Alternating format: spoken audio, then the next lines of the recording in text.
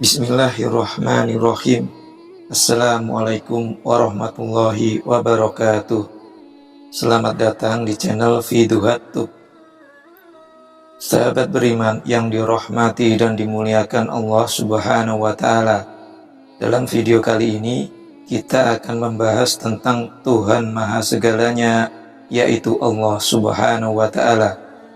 Pembahasan kita ini mengenai beberapa pertanyaan yang mungkin sering muncul ketika seseorang mulai tumbuh dewasa yang menanyakan Tuhannya.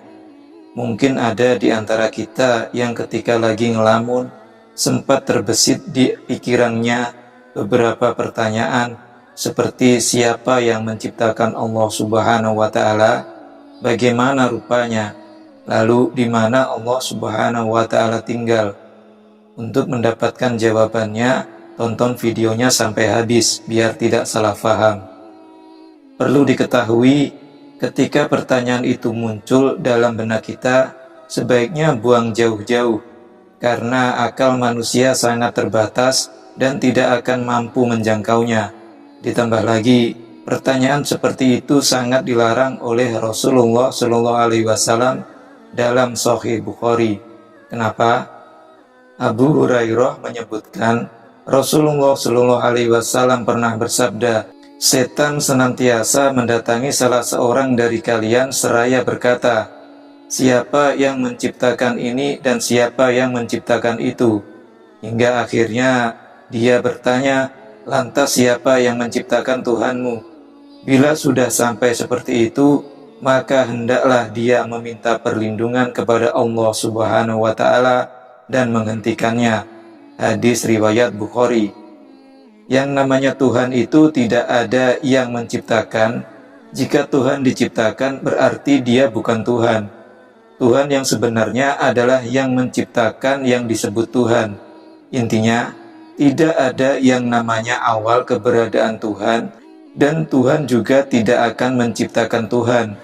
Memang akan sangat sulit untuk menghilangkan pikiran itu, karena setan-setan jahanam dan iblis laknatullah akan terus berbisik di telinga supaya kita bingung.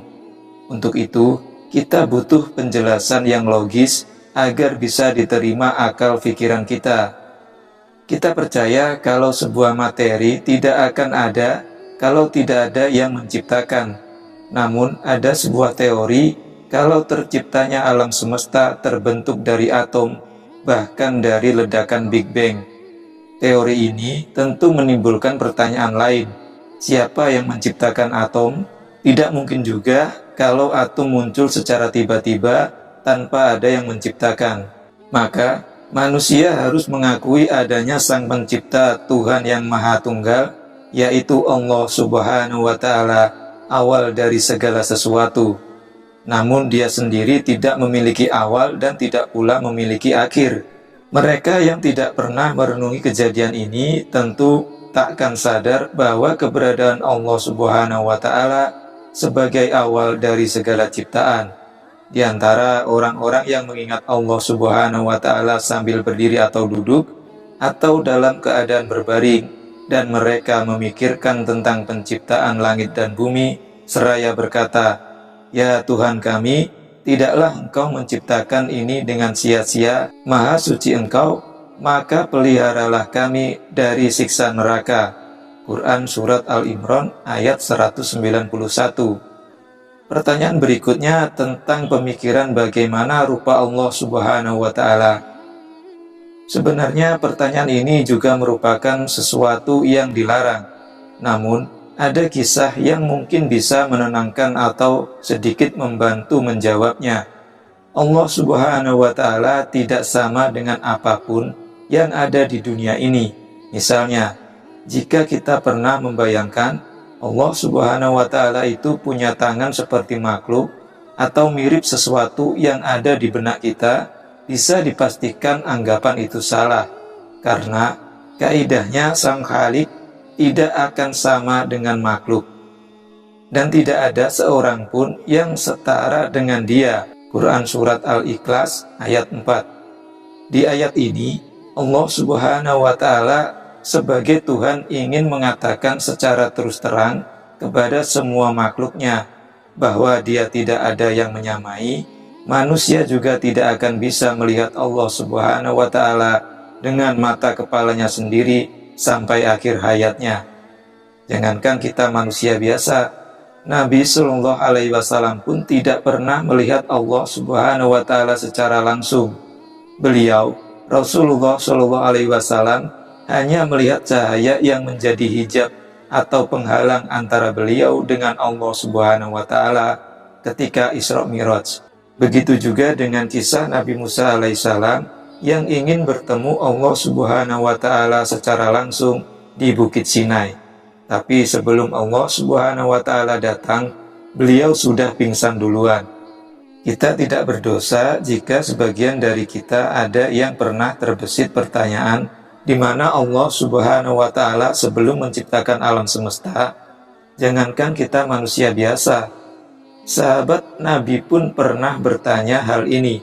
Dalam hadis Jami'at Tirmizi, Abu Rasin berkata, "Aku pernah bertanya, wahai Rasulullah, di manakah Allah Subhanahu wa Ta'ala sebelum Dia menciptakan makhluknya?" Beliau menjawab, "Dia berada di amah atau awan yang tinggi. Di atas dan di bawahnya tidak ada udara, dan Dia menciptakan arsinya di atas air." Ahmad bin Mani berkata, Yazid bin Harun berkata, istilah amma adalah tidak ada sesuatu pun bersamanya. Abu Isa mengatakan bahwa hadis ini hasan, hadis riwayat At-Tirmizi. Secara bahasa, amma sendiri berarti buta atau kebutaan. Bisa diartikan, amma ini adalah suatu tempat yang tidak diketahui bentuk dan wujudnya, kecuali Allah Subhanahu wa Ta'ala saja yang mengetahuinya. Namun, biar lebih mudah dipahami, dalam terjemahan hadis dituliskan dengan kata awan.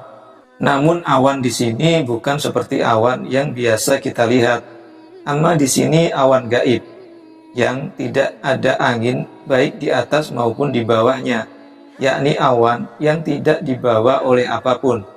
Dengan kata lain, amma adalah sesuatu yang tidak bisa diterima oleh imajinasi dan tidak bisa dicapai oleh akal pemahaman. Di sana tidak ada udara, tidak ada benda apapun, bahkan tidak ada waktu. Di sanalah Allah Subhanahu wa Ta'ala kemudian bersemayam pada arsinya di atas air. Tidak diketahui bagaimana bentuk arsi dan cara Allah Subhanahu wa Ta'ala bersemayam di atas arsinya itu. Dan menanyakan hal itu adalah sesuatu yang dilarang.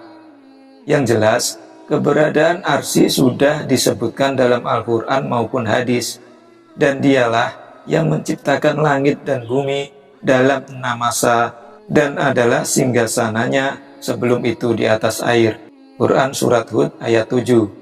Allah Subhanahu wa Ta'ala telah ada dan sesuatu apapun selainnya belum ada. Arsinya berada di atas air, Dia mencatat segala itu dalam Adz-Dzikr, dan Dia menciptakan langit dan bumi. Hadis riwayat Bukhari dan Baihaqi.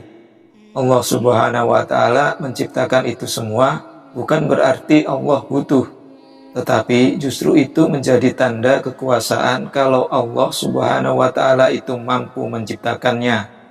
Sama halnya ketika Allah Subhanahu wa Ta'ala menciptakan manusia, bukan berarti Allah Subhanahu wa Ta'ala membutuhkan manusia untuk menyembahnya, tetapi kitalah yang membutuhkan Allah Subhanahu wa Ta'ala.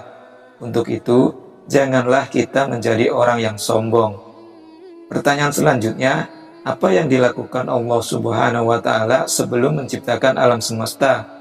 Pertanyaan ini sering dikemukakan oleh para filsuf besar, dan pertanyaan seperti ini muncul karena berpikir Tuhan itu sama dengan manusia dalam pusaran ruang dan waktu.